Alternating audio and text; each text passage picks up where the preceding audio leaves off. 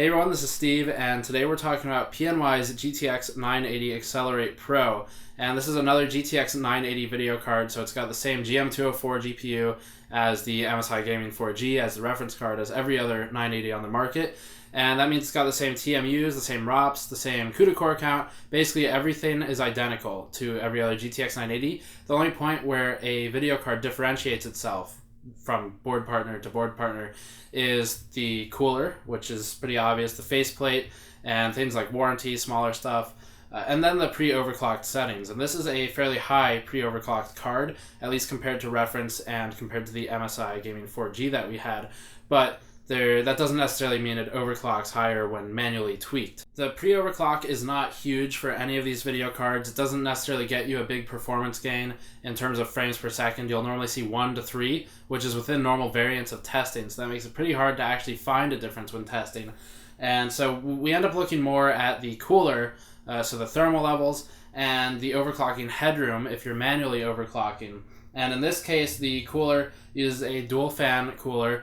Unlike the Asus Strix and Gaming 4G, this one does not use an idle cooling state for the fans, so they remain active basically all the time. They are backlit by LEDs, but that doesn't impact the cooling. And then it's got a set of 5 heat pipes back here. Not sure the size on those, they look about 6 millimeters, might be 8.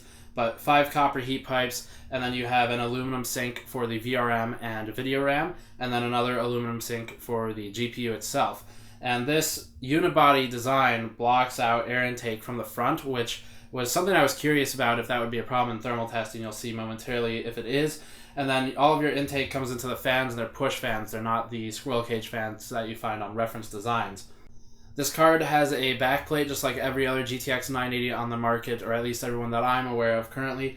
And EVGA does something a bit different. They use 2 flanking plates around the PCB, so the EVGA Super SC video cards will have this like the GTX 960.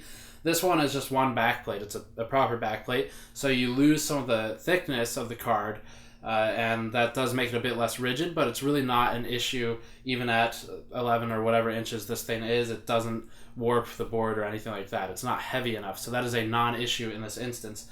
It's mostly an aesthetics thing. And speaking of aesthetics, the faceplate here is a metallic silver color. It's really, we don't like talking about aesthetics on the site, so I'll just let you look at the video footage for yourself and decide if you like it or not, because that's really all that matters. It does not affect performance. And jumping into performance, I ran FPS benchmarking software for several games. You can see all the charts here. We also did overclocking and thermal testing, which you'll see momentarily.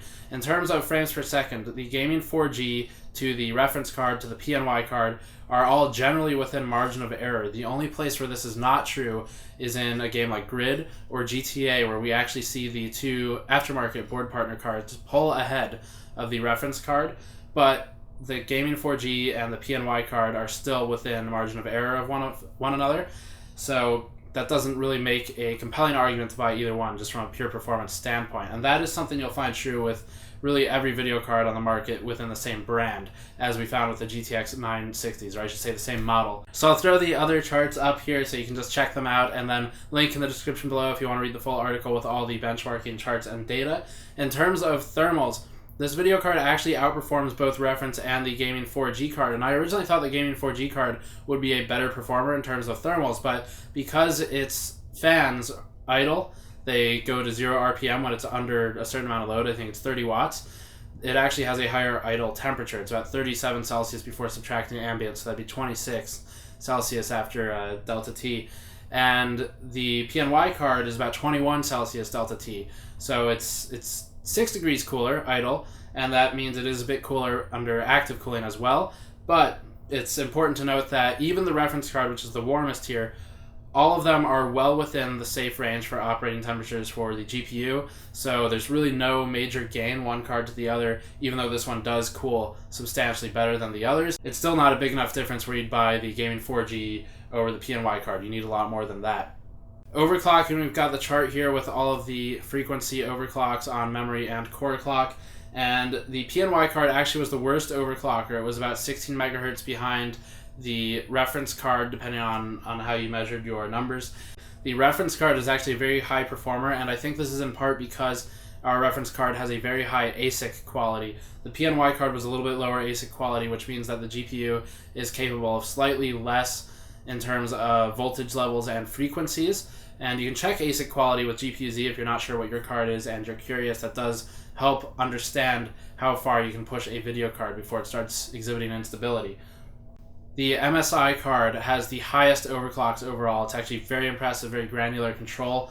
And the PNY card, the MSI card, the reference card, they all perform very closely, just as they did pre-overclock when you've overclocked the card. So again, not a major differentiating factor. It's kind of a boring thing that none of these are glaringly different than the other, but that's the nature of same model GPU reviews. So where it does differentiate itself is with the warranty. PNY has a 1-year warranty at its base, but if you register the card, it extends to a lifetime warranty. There aren't many video card manufacturers who do this.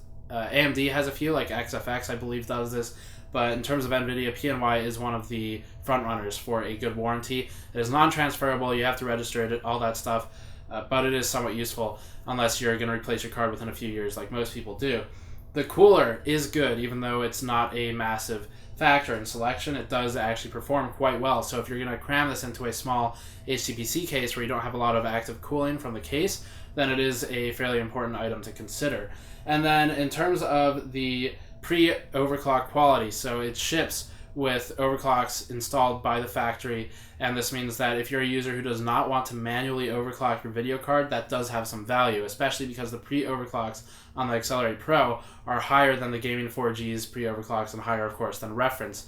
And this does make it an interesting buy and worth consideration for people who really have no interest at all in manual overclocking. So that is the PNY XLR8 Pro GTX 980 video card. You can check the link in the description below for the full review of this card, and I've got a link to the product itself in the description if you want to learn more about that. Please check out our Patreon page. We're starting to push that now. And of course, subscribe if you like this content, and I will see you all next time.